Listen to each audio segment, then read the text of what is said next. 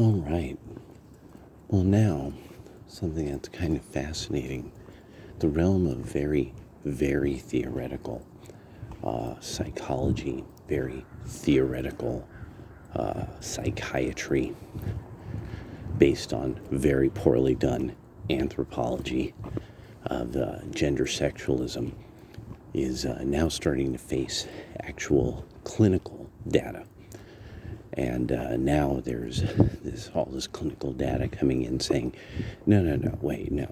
Most of these people, they just happen to be gay and here's a short list of other issues that they, that's like, no, this is pretty consistent. They're going to be on the autistic scale.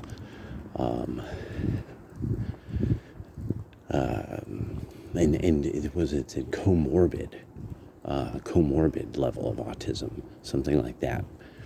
And was one of the I got to look up exactly how that's applied. But then the other is that various nervous, neuro, psychic, kind of issues.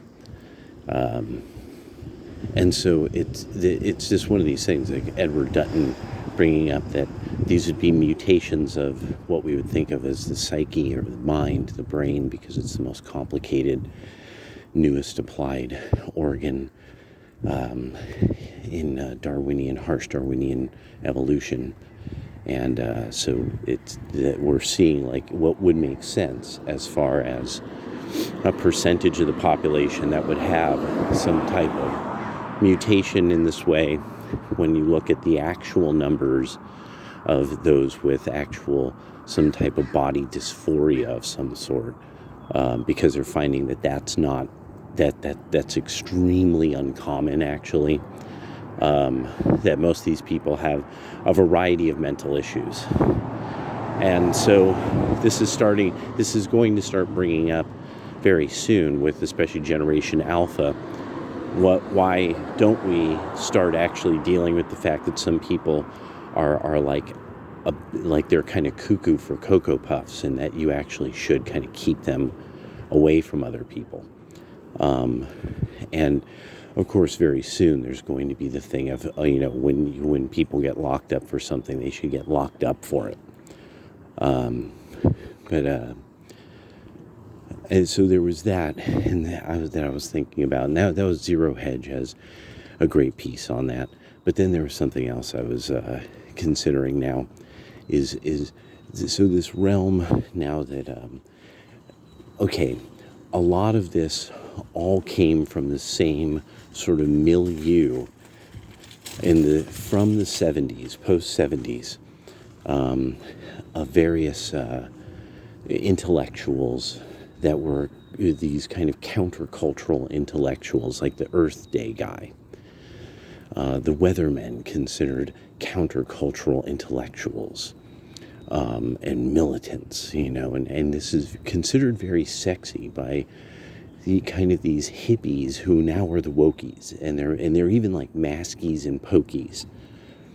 Because I'm in an enclave where these people still exist, and these are people that they hate Putin, they love Ukraine,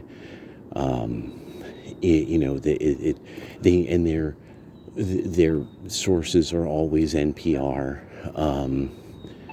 and PBS, and so they hate the fact that things that profit is driving this, and the right wing, they can't even understand reality anymore because so many of their sources are falling apart on them.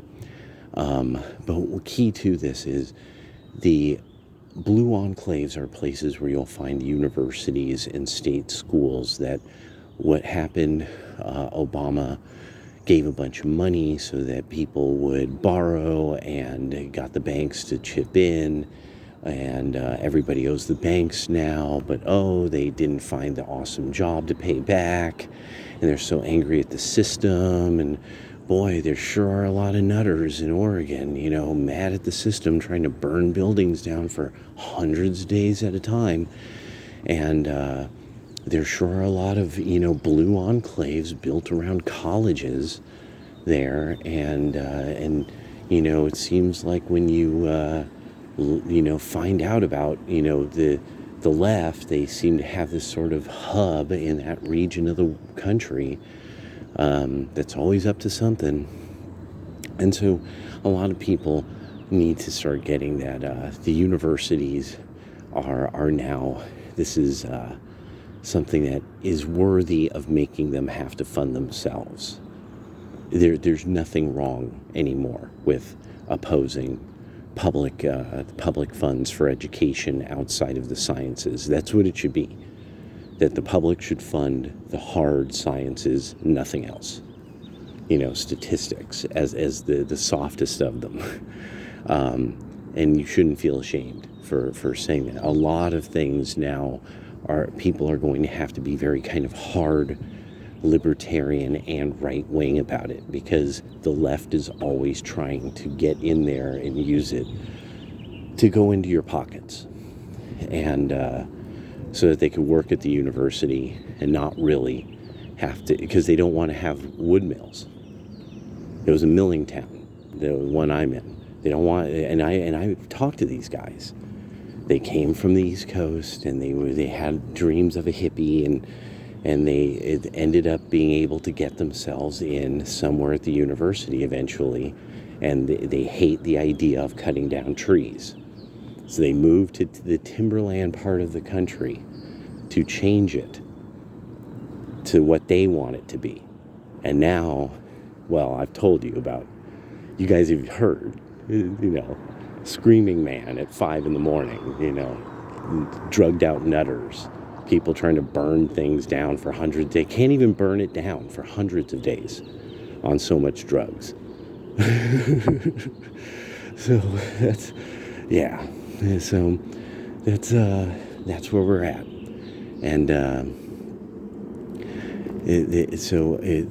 one of the things with the climate change thing is, just point to an island that's off of the coast of one of your cities. Why is it still there? Why is Florida still there? Why is Puerto Rico still there? Why is Epstein's Island still there? Why are there mega icebreakers?